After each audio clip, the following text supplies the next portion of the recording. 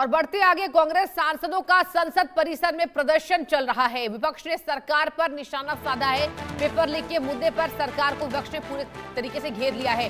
गृह मंत्री अमित शाह से माफी की मांग है। जी हां, अब प्रधानमंत्री नहीं, गृह मंत्री अमित शाह को भी निशाना विपक्षी पार्टियों ने किया है। वो कह रहे हैं कि गृह मंत्री अमित शाह पेपर लीक पर माफी मांगे और सदन में माफी मांगे, हमारे सामने माफी मांगे, तभी हम बहस में शामिल होंगे और सरकार जो करना चाहती है उस पर हम हामी भरेंगे। कांग्रेस सांसदों का संसद परिसर में जोरदार प्रदर्शन चल रहा है और आप देखिए, जहां लोकसभा में तो कार्रवाई जो है वो 12 बजे तक के लिए स्पीकर ने स्थगित कर दी है। साधा यहां पर निशाना, जहां पेपर लीक के मुद्दे पर सरकार को फिर से घेरा है, जबकि बीते दिन प्रधानमंत्री नरेंद्र मोदी का वीडियो संदेश आया कि हमने हाई टास्क फोर्स का ऐलान कर दिया है। यानी कि केंद्र सरकार मुखरता से इस बात पर अडिग है कि जो किया, जो कहा, वो नजर आ रहा है धरातल पर। हमने धर्मेंद्र प्रधान का इस्तीफा ले लिया है। पेपर लीक पर हम सुधार करेंगे। संशोधन विधेयक पेश आज होने वाला है। 2024 का जो कानून है उसमें तमाम तरीके से बदलाव किए जाएंगे। नकल माफियाओं पर लगाम लगाने के लिए सरकार तैयार है।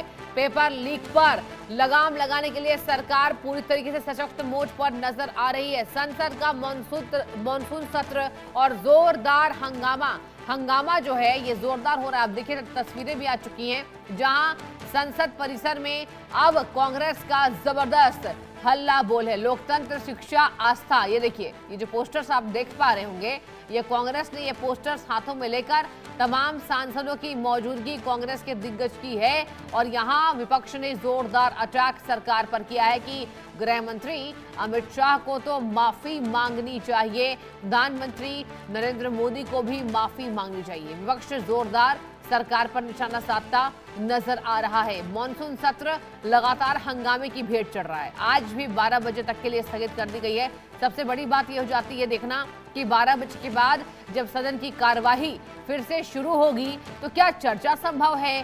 क्या आज जो संशोधन विधेयक बिल को पेश करेंगे केंद्रीय मंत्री जितेंद्र सिंह, क्या वो संभव हो पाएगा? छात्रों के हित में क्या विपक्षी पार्टी सरकार का साथ देगी?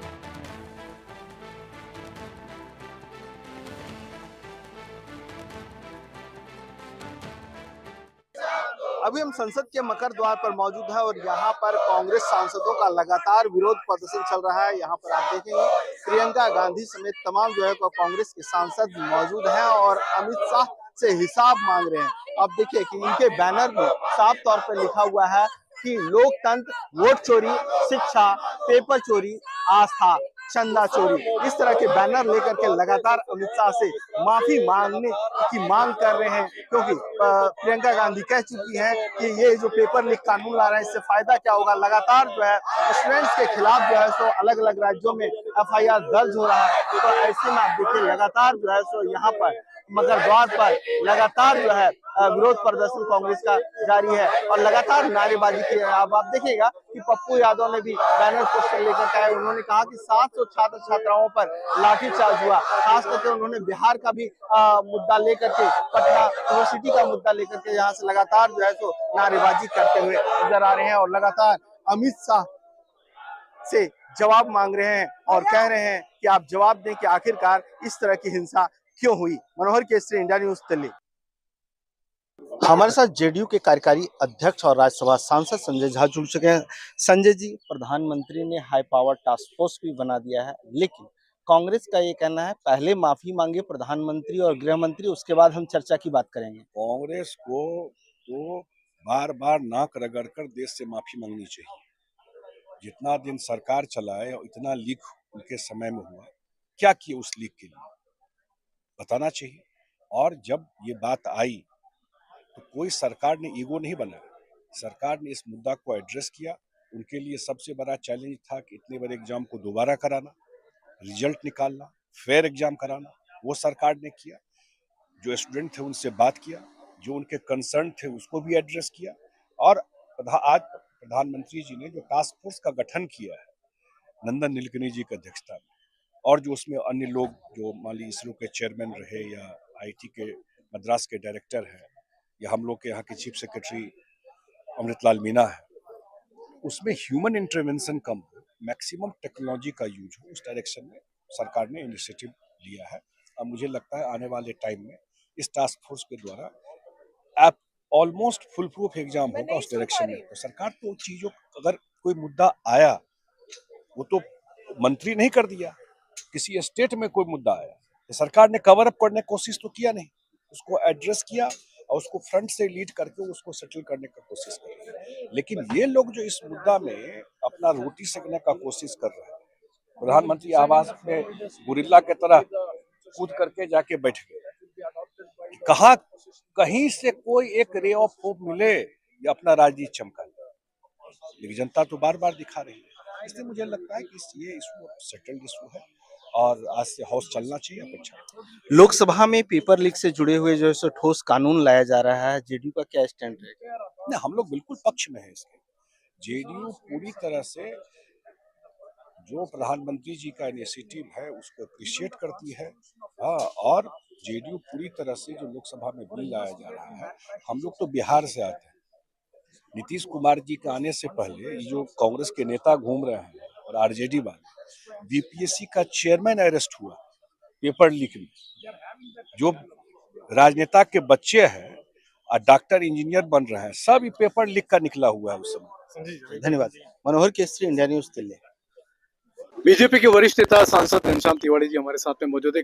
सर, आप तो शिक्षा से पहले भी जुड़े हुए हैं, आपने राजस्थान में कई सारे मुद्दे भी उठाए, कई सारे काम भी किए हैं, और अब सरकार आज जो बिल लेकर के आ रही है, लेकिन इस बिल का भी विरोध हो रहा है कि छात्रों पर अत्याचार वालों को सजा क्यों नहीं दी जा रही? देखिए, बिल का संबंध और उसका संबंध अलग अलग है। सरकार जो बिल लेकर आ रही है वो इतना अच्छा बिल है कि उसमें भविष्य में किसी भी प्रकार का पेपर लीक होने की संभावना नहीं रहेगी और जो संगठित अपराध है उसके लिए कड़ी सजा का प्रावधान होगा। दूसरा जो प्रश्न है इस बसा बहुत बड़ा कि हर टास्क फोर्स की उन्होंने गठित की है जिसमें बहुत वरिष्ठ लोग हैं और जो इस विषय के एक्सपर्ट हैं। इसके कारण से इस विषय को हमेशा के लिए समाप्त किया जाएगा। ये विषय केवल नीट का नहीं था, विभिन्न राज्यों में विभिन्न पार्टियों की सरकारें हैं और उन सर में पेपर आउट हुए, उसका मिला जुला एक ये आक्रोश था। सर, आपको क्या लगता है धर्मेंद्र प्रधान शिक्षा मंत्री का इस्तीफा क्यों लिया सरकार ने? देखिए, धर्मेंद्र प्रधान जी ने शिक्षा के क्षेत्र में बहुत बड़े काम किए थे, लेकिन सरकार को ये सोचना था कि जब विद्यार्थियों की मांग है तो उन मांगों के आधार पर सरकार कई बार उन मांगों को संतुष्ट करने के लिए इस प्रकार के कदम उठाते हैं, तो उस प्रकार का ही कदम है।